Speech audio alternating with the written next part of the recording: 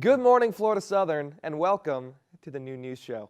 I'm your host, Tyler Hillier, and I'm here to inform you on some of the biggest political stories this week. Unfortunately, that means Donald Trump's hands are off the table. But let's jump right in, shall we? You know, when you're the President of the United States, you inherit one of the coolest lifestyles ever. You get the planes, the helicopters, the limos. You get to tell the military what to do, and you even get something called the nuclear football. How great is that? But of course, being president isn't always as glamorous as it's cut out to be.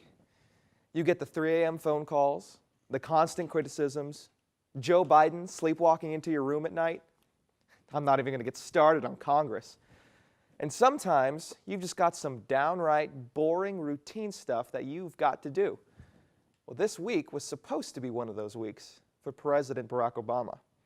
He flew to China for a routine meeting of the G20, a body of the world's 20 most prosperous nations, for economic talks that he has attended dozens of times. But what should have been a grand display for Mr. Obama's final G20 meeting before retirement, it quickly turned into one of the more awkward moments of his 2 terms in office. A small diplomatic dispute led to the usual set of stairs not being in place for the president's departure from Air Force One, causing the president to have to sneak out the small part of the plane like some philandering husband sneaking onto the other woman's tarmac. You'd think Clinton was back in office. Only 90s kids will remember. And it only got worse as the president received some strong words from Filipino president, an even tanner version of Donald Trump, Rodrigo Duterte. For these stories and more, we turn to Chief White House correspondent, but not actually, Zach Huffstigler. How's it going, Tyler? Hi, Zach. How are you doing? You're good. Good to have you on here, bud. Yeah. So tell me, what is going on Okay. here this week with these leaders and Obama? So basically, Obama's snubbed in China. He wasn't given the welcome that almost every other leader was given. Chinese officials said, this is our country, this is our airport. And Obama responded pretty maturely to that and said, it's not really a big deal. We have to follow the rules in their country, and that's what he did. So I think he handled that well. But, obviously the more funny news is with the Filipino president, Duterte, and what he said about him. Basically called him a, son of a whore, and Obama canceled the meeting a few hours after that. So He canceled the meeting after being called a son of a whore. yeah, so it's a pretty mature confrontation there. So what would you say this means for America's standing in the world, that we can have leaders of other countries saying these kinds of things to our commander-in-chief? Well, I think it shows that as a power, we've lost a lot of what we used to have. I mean, this kind of stuff really hasn't happened too much with other presidents in the past. I mean, even Donald Trump defended Obama, which I think Really? I think it's completely, acceptable. I mean, he called it terrible. So God, we're living in the Twilight Zone or something right now. I know. Donald Trump defending Obama. I know. So, I think that what Obama responded to it again with kind of criticizing Duterte for how he's handled a lot of the drug problems in the Philippines. They've killed thousands and thousands of drug dealers in the past couple of years under his leadership.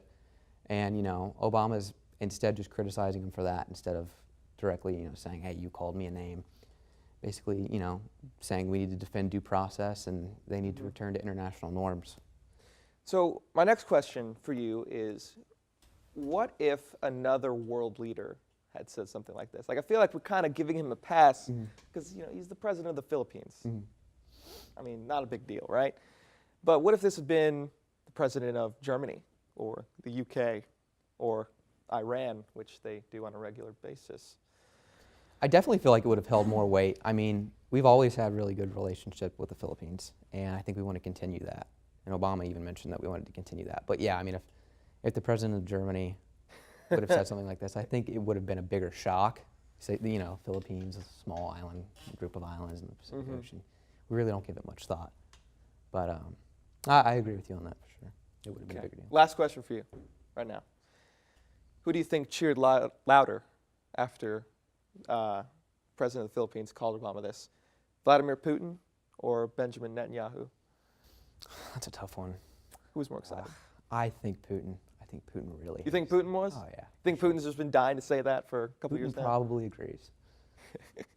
All right. Well, thank you for coming on, Zach. My pleasure. Always good to hear it from the professionals. Oh, yeah. You got it. Well, that was fun. Now to John Cody for the Mock Minute. Thanks, Tyler. Are you looking for a chance to get away and enjoy some fresh, non-FSC air? Then come on the 2016 Campus Ministries Retreat. It will take place on September 9th through the 10th, and it's held at the Warren W. Willis Summer Camp. The trip includes transportation, housing, and food. It is free to all current students, but space is limited, and you can sign up for the retreat on MoxSync. If you want to get out but stay on the FSC campus, then stop by the Badcock Gardens for the Diversity Fair. The Multicultural Student Council is hosting the fair this Friday, September 9th. Among a multitude of colorful cultures, there will be food, live music, and a chance to win great prizes. So come on out and broaden your horizons. The SGA Town Hall meeting will take place this Wednesday at 6 p.m. in the Hollis Room. Students will have a chance to ask school administration members any questions they may have about the school and policies and get the answers they deserve, aka rant about bad cat food and the Wi-Fi that can't seem to stay up and running. If you want to voice your opinion to the head honcho yourself, make sure to be there. That's all we have for you today. Back to you, Ty. Well, that is all we have for you today, audience. Thanks for stopping by. Be sure to check back next week, and remember, the buck stops here.